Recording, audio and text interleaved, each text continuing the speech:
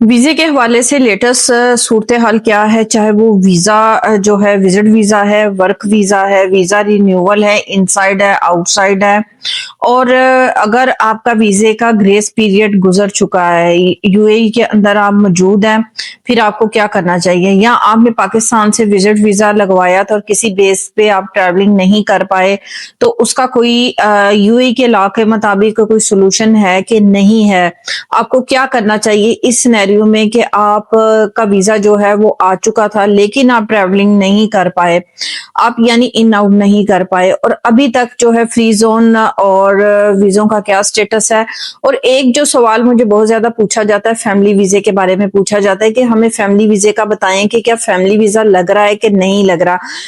देखिए clear form में आप क्वेश्चन किया करें कि फैमिली वीजा कौन सा, ठीक है। एक होता है इनसाइड यूएई की रेजिडेंसी आपके हस्बैंड के पास है, उसकी बेस पे लिए फैमिली को स्पोज करना चाहते हैं। दूसरा होता है विजिट वीजा।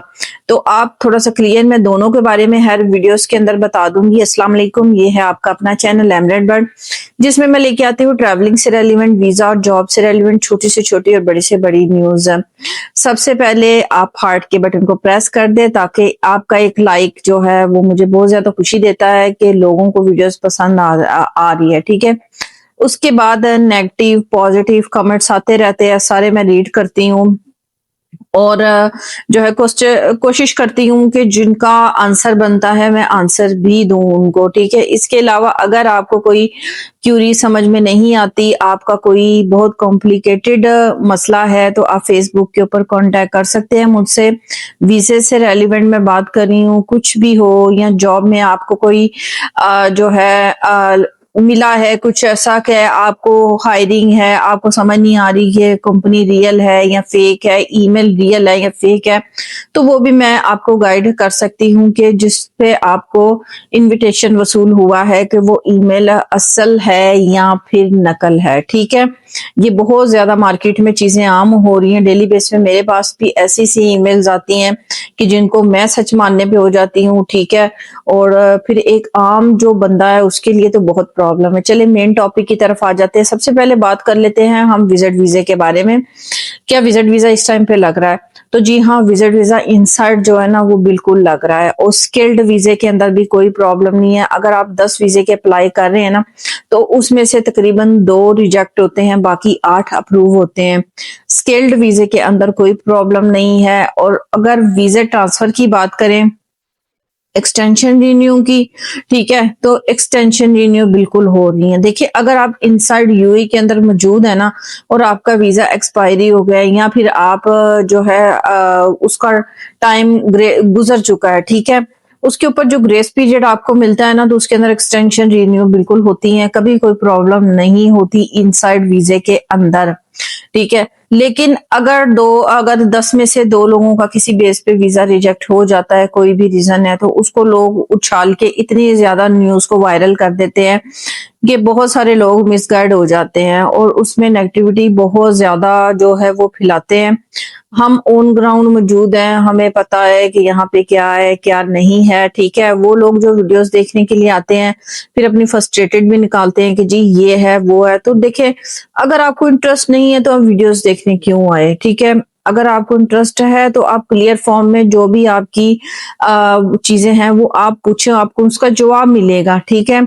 अभी जो सूरत हाल लेटेस्ट जो है वर्क वीजे के हवाले से, अगर आप बोलते हैं कि जी हम जॉब के लिए आना चाहते हैं, तो जॉब की जो है ना यहाँ पे 50-50 चांसेस है। हाँ, अगर आपको कोई कंपनी हायर कर चुकी है, आपको आपके पास है जो है वो इनविटेशन लेटर आ चुका है या कोई ऐसे कि आपको 100% श्योर है कि आपकी जॉब हो जाएगी, आप उनसे वीजे का कंफर्म करें, देन आप फिर ट्रैवलिंग करें, ठीक है। आप किसी भी फेक कंपनी के बिहाफ पे जो है वो कभी भी ट्रैवलिंग मत करें। बाकी यहाँ पे जो सिचुएशन है बिल्कुल क्लियर है, हम खुद यहाँ पे रह रहे हैं, कोई ऐसा मसला नहीं है सिक्योरिटी वाइज। दूसरा बात कर लेते हैं फैमिली वीजे के हवाले से कि फैमिली वीजे के हवाले से क्या सिनेरियो चल रहा है। 2 सिनेरियो मैंने वीडियो के स्टार्ट में बताए थे कि फैमिली विजिट वीजा। देखिए फैमिली विजिट वीजा एक तो वो होता है कि जो आपका सपोज आपको एज अ फैमिली विजिट पे बुलाता है, उसके लिए रिक्वायरमेंट थोड़ी सी हाई है, सैलरी होती है, सारी चीजें हैं।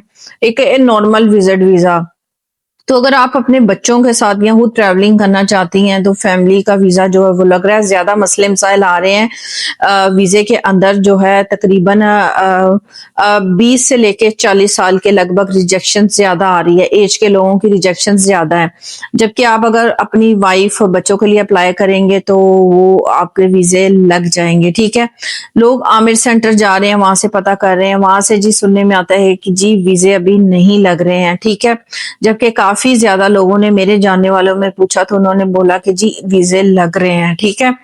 अब इसके अंदर मुझे साइंस क्या है इसके बारे में तो तफसील के साथ मैं बात नहीं कर सकती। अब बात आ जाती है अगर आपके हस्बैंड या कोई भी यूएई का रेज़िडेंस है और वो आपको स्पोज़ करना चाहता है तो क्या वो कर सकता है? जी हाँ, आप पहले विज़िट की वीज़े के ऊपर यूएई के अंदर एंटर हो जाएँगे, ठीक है।